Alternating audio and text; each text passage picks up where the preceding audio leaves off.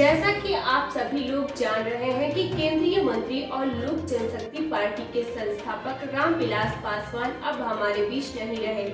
इस वीडियो के माध्यम से मैं रामविलास पासवान के जीवन परिचय पर कुछ प्रकाश डालने की कोशिश कर रही हूँ। रामविलास पासवान का जन्म बिहार के खगड़िया जिले के साहर बनी नाम की एक छोटी सी गाँव में 5 जुलाई 1946 में हुआ था। इनकी प्रारंभिक शिक्षा खगड़िया जिले में हुई। रामविलास पासवान महज 23 साल की उम्र में पहली बार 1969 में बिहार विधानसभा पहुंचे। फिर यहां से वह कभी भी पीछे मुड़कर नहीं देखे। डॉक्टर भीमराव अंबेडकर, बाबू जगजीवन राम के बाद रामविलास पासवान दलितों का सबसे बड़ा चेहरा था। वह नेता ही नहीं, राजनेता के रूप में सबके सामने आए थे।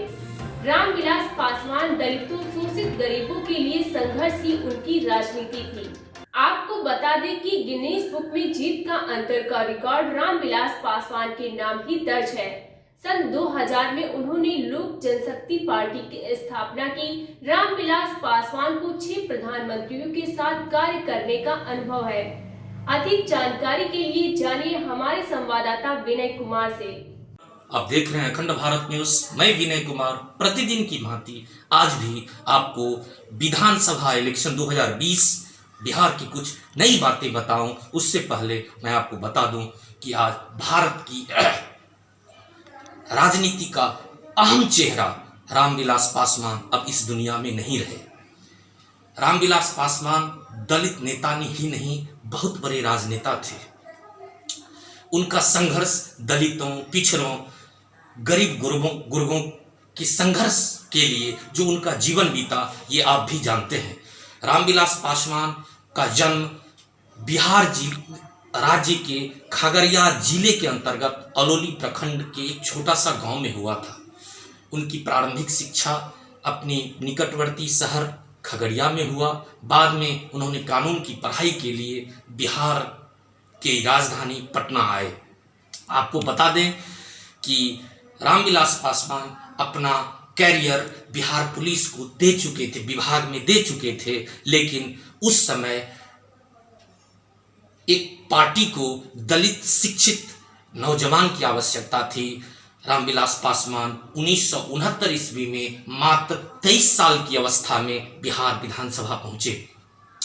तब से आज तक कभी वो पीछे मुड़कर नहीं देखे। हम आपको धीरे धीरे रामविलास पासवान की एक एक चीजें बताएंगे। यहाँ तक मैं बता दूं कि रामविलास पासवान पिछले 1977 से आज तक 6 प्रधानमंत्रियों के साथ उनका लंबा कार्यकाल करने का अनुभव रहा है। रामविलास पासवान दलित नेता ही नहीं, बहुत ही दिलकश और बहुत ही अजीज मिजाज के कहे जाने वाले राजनेता थे। रामविलास पासवान बहुत सारे पार्टियों के साथ काम करते हुए सन 2000 ईस्वी में उन्होंने अपनी एक पार्टी की स्थापना की, जिनका नाम लोक जनशक्ति पार्टी रखा और उनका राष्ट्रीय अध्यक्ष एक लंबे समय तक बने रहे। आपको बता दें कि रामविलास पासवान पिछले कुछ सालों से बीमार होने के कारण अपनी अध्यक्ष, जो पार्टी का अध्यक्ष पद होता है वो बहुत अहम होता है, उन्होंने अपने पुत्र श्री चिराग पासवान, जो कि वर्तमान में जमुई लोकसभा के सांसद हैं, उनके हाथ में अपनी बागडोर दे दी। रामविलास पासवान का जो संघर्ष है, जो संघर्ष की कहानी है, मैं धीरे धीरे आपको शेयर करता रहूँगा। वो किस तरह आए, किस तरह अपनी राजनीतिक जो पहचान है वो विश्व स्तर तक बनाया। एक छोटा सा मैं बता दूं आपको कि महज 23 साल की अवस्था में रामविलास पासवान बिहार विधानसभा पहुंचे थे 1969 में। सन 1977 में रामविलास पासवान हाजीपुर लोकसभा से सांसद चुने गए थे। उस समय जो जीत का जो अंतर था वो 4 लाख के आसपास था, जो विश्व रिकॉर्ड, आज तक के इतिहास का सबसे बड़ा रिकॉर्ड था। पुनः रामविलास पासवान 1977 के बाद जो हाजीपुर में इलेक्शन हुआ था, पुनः अपने ही पिछले रिकॉर्ड को उन्होंने तोड़ा। आज भी जीत का अगर रिकॉर्ड कहीं भी दर्ज है गिनीज बुक में तो रामविलास पासवान जी के नाम है। रामविलास पासवान जी वर्तमान में केंद्रीय मंत्री थे। ये आपको जानकारी होगी कि आज जो वो लॉकडाउन, ये जो कोरोना महामारी में उनका जो काम है, आज जितने भी कार्डधारी हैं, सबको जो अनाज देने की प्रक्रिया है विधिवत रूप से, इसमें रामविलास पासवान का जो योगदान है वो अहम है। शायद मैं आपको बता दूं, आपको जानकारी हो या ना हो, रामविलास पासवान का जो संसदीय कार्य प्रणाली है, वो संसदीय कार्य प्रणाली के दौरान रामविलास पासवान 6 प्रधानमंत्रियों के साथ वो काम कर चुके हैं।